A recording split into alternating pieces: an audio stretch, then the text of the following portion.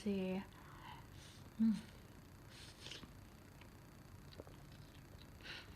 gusto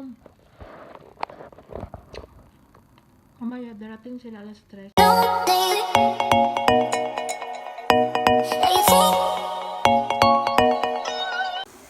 Hi guys, good afternoon.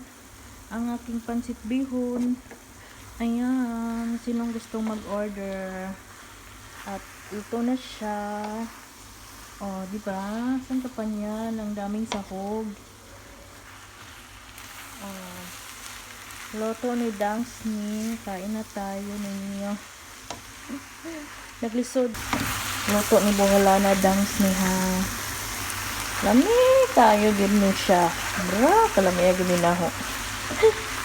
Asa na siyang paayupan kay basig madugbok na siya sigig karaw-karaw nato, di ba? Hi! Ano tayo? Bye! Thank you for watching. Ang ating pansit bihon. Ilipat na natin. Bihon na may kanto na may cabbage. Una snacks. Pansit, ulam na namin to. Ulam na namin to eh.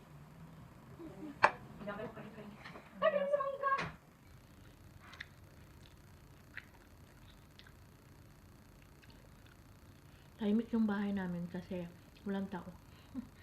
Kami lang kasama ko. Pag may pasok kasi.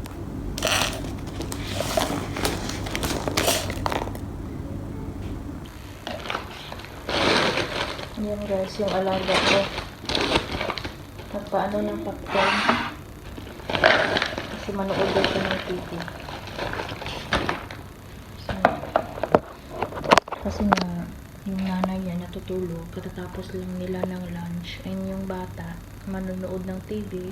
So while manonood siya ng TV, nagkakain siya ng popcorn. At ako naman dito ay tatapusin ko yung hugasan ko dito. So mag-alas 5 na ng hapon. Ang bilis lang ng oras. Gabi na naman. Oh, bigay muna natin. So, ayan. Tapos na tayong nag-lunch. And pahinga muna ako saglit. Mahina yung boses ko. Medyo mahina. Share ko lang sa inyo sa Pinas. Yung sa pamilya ko. Nakakasakit ng loob na parang masaktan ka rin na ba?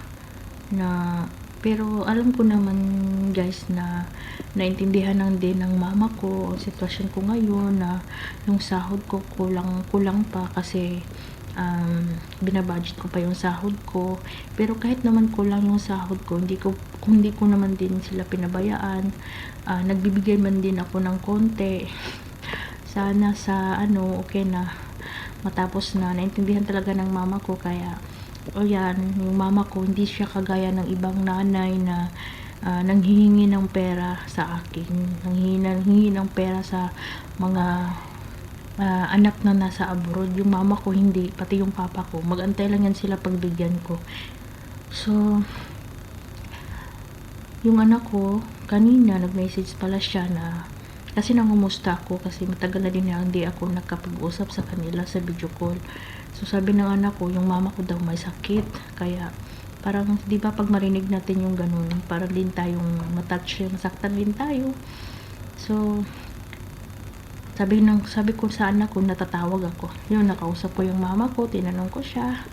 And then, alam nyo naman yung nanay, yung mama natin, kahit may sakit, siguro yung iba dyan relate din na hindi, yung mama ko kasi gusto niya na magtrabaho kasi wala siyang yung wala siyang trabaho, so gusto din niya kasama niya yung papa ko na alam niyo yung magkuha ng kahoy. Siguro nasayangan din siya kasi nga parang nasanay na yung mga kapitbahay namin na bumibili ng kahoy sa kanila kasi yung mama ko at papa ko nangunguha sila ng kahoy tas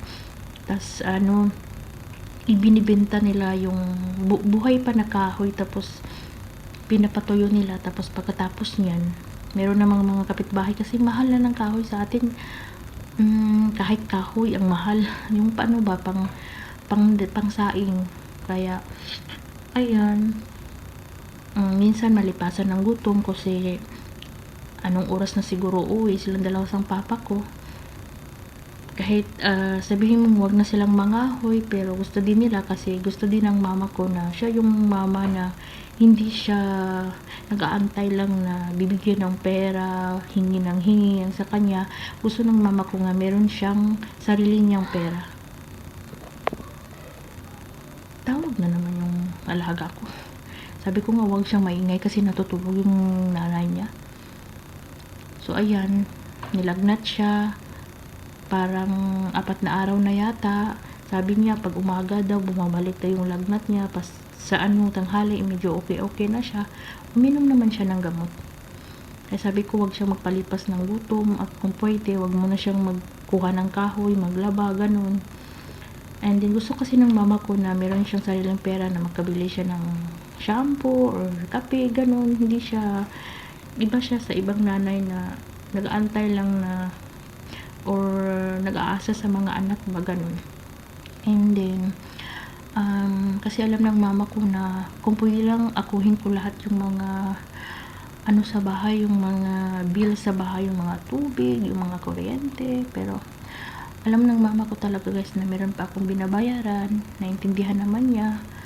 And sabi ko sa kanya baka sa sunod na buwan after niyan maka-recover na ako sa mga bayarin ko kasi alam niyo na yung isang buwan syempre gusto ko ring maging masaya yung anak ko. Nagpahanda ako sa 18th birthday niya, and then ayun, malaki-laki din yung gastos.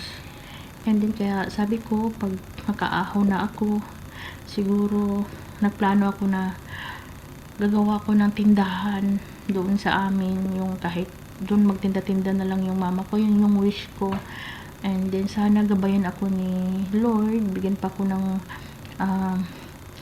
na pangangatawan, yung malakas at i-guide niya ako, and then bantayan niya ako para yung kung ano yung wish ko na para sa mama ko, para sa amin, para sa akin, at meron din konting pagkakitaan yung mama ko, o diba, pag may tindahan na, so hindi na siya manguha ng kahoy, hindi na siya manguha kasi yung mama ko gusto din niyang may trabaho siya kasi siguro naboboring siya sa bahay ko kasama yung papa ko kasi yun nga wala na silang trabaho, diba. Yung kapitbahay namin gusto din lang manguha ng mamulot ng mga kalakal, yung mga kasi mahal yung mga kalakal at masasayangan nga sila. And then yun nga, magka-team sila, sasama yung mama ko, kukuha sila ng mga lata, mga botilya, so diba. So kaya sabi ko nga grabe, proud ako sa mama ko at sa papa ko na hindi sila umaasa sa kita ko kasi yung kita ko kulang pa. Pero inshallah, maka-recover ako, matapos na yung mga bayaran ko. At sana makapagbakasyon na din, makauwi na din kasi parang dalawang taon na ako dito sa Kuwait bago yung simula nung pagbalik ko dito. And then sana ang plano kong bakasyon is sa December para makasama ko naman sila. At kahit gustuhin mong hindi na babalik, at may pag-aaralin ako yung anak ko kasi gusto niyang mag-school, syempre kailangan din ng suporta ng nanay, diba. So ayun lang muna tayo guys kasi medyo yung hugasan ko hindi na natapos, baka mabutan ako ng amo ko dito. So salamat sa lahat, salamat sa mga dulit talaga yung sa mga nagsusuporta, salamat sa patuloy na nanonood sa video ko, sa hindi nag-skip ng ads, salamat talaga sa inyo. So ayan, ako pala si Dangs Mi Bohol, katulong dito sa Kuwait, and see you to my next video, and thank you for watching.